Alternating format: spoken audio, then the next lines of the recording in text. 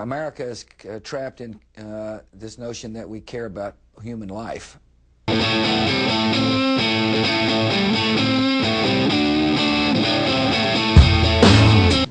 We have no ambition in Iraq except to remove a threat. If we're an arrogant nation, they'll resent us. If we're a humble nation but strong, they'll welcome us.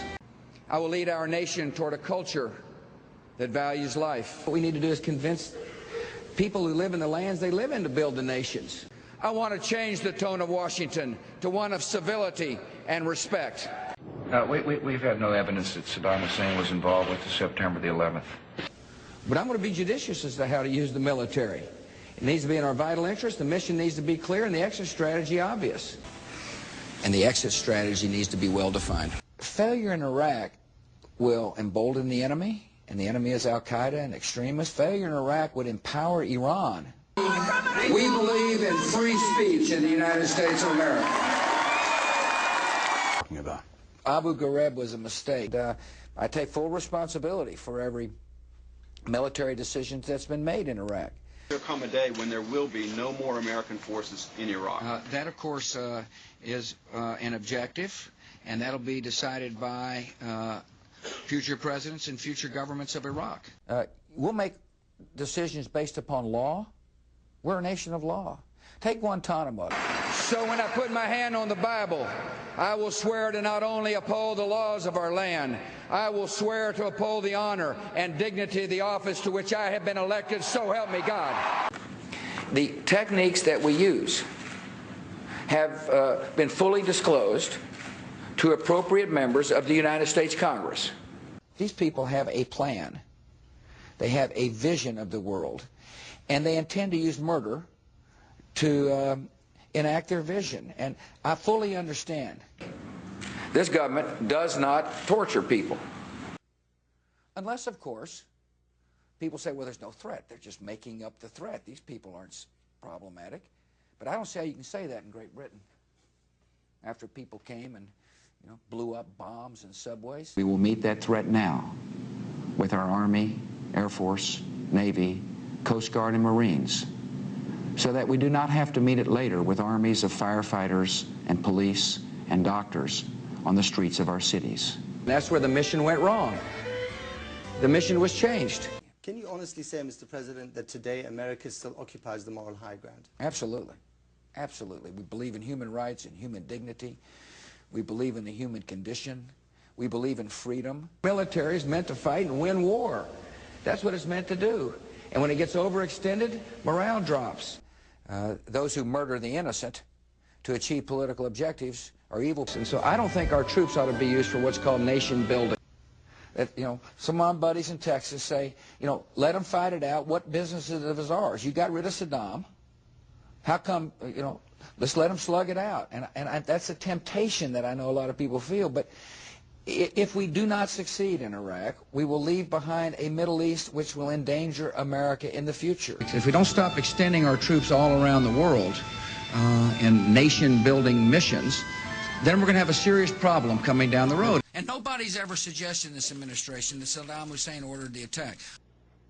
None of us will ever forget this day. Yet we go forward to defend freedom and all that is good and just in our world. What did Iraq have to do with what? The attack on the World Trade Center. Nothing. Now is the time. Now is the time for Republicans and Democrats to end the politics of fear. Today, our fellow citizens, our way of life, our very freedom came under attack. These acts of mass murder were intended to frighten our nation into chaos and retreat. Or let's promote stability, which was part of the foreign policy of the past. I chose a different course. Stability didn't work. Crushes all dissent and justifies the murder of innocent men, women, and children in the pursuit of political power. The only religious belief you can hold is the one we tell you. I'm not so sure the role of the United States is to go around the world and say this is the way it's got to be.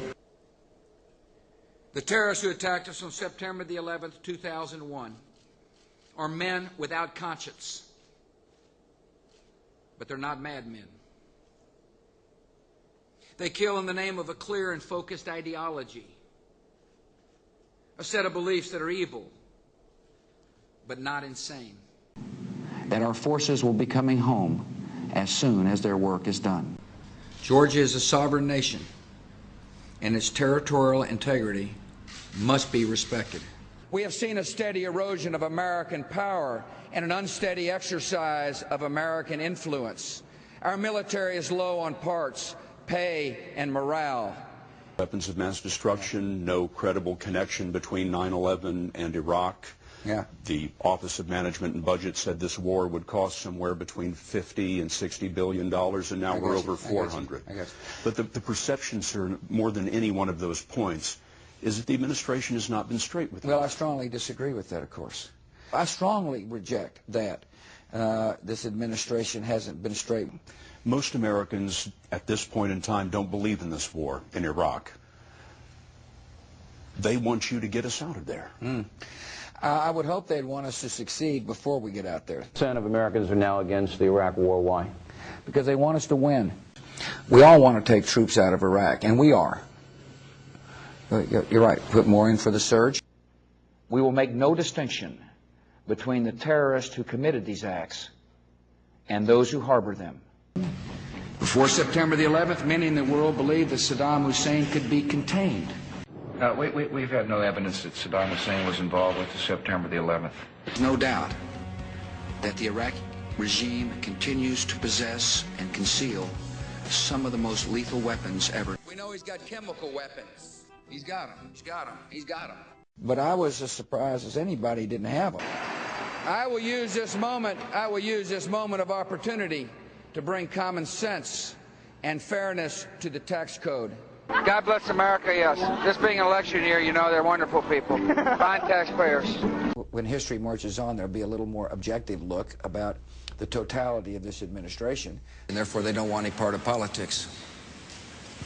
They look at Washington and see people pointing fingers and casting blame and saying one thing and doing another. It needs somebody in office who'll tell the truth. But I think one way for us to end up being viewed as the ugly American is for us to go around the world saying, we do it this way, so should you. I just don't think it's the role of the United States to walk into a country and say, we do it this way, so should you. Feel that your administration has not been straight with the country, has not been honest. To those people, you say what?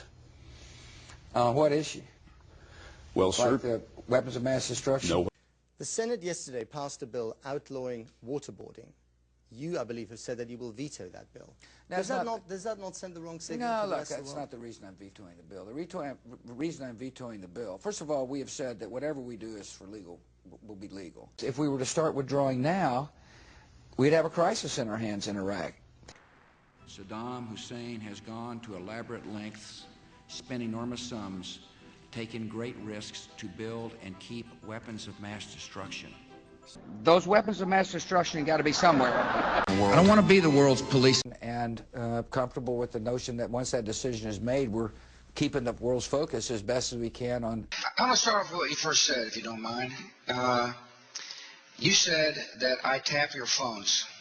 I'm not going to apologize for what I did on the terrorist surveillance program. If we're at war, we ought to be using tools necessary within the Constitution on a very limited basis, a program that's reviewed constantly to protect us. Now, you and I have a different agreement on what is needed to be protected, but you said, would I apologize for that? The answer is absolutely not. The minute we found out they didn't have weapons of mass destruction, I was the first to say so.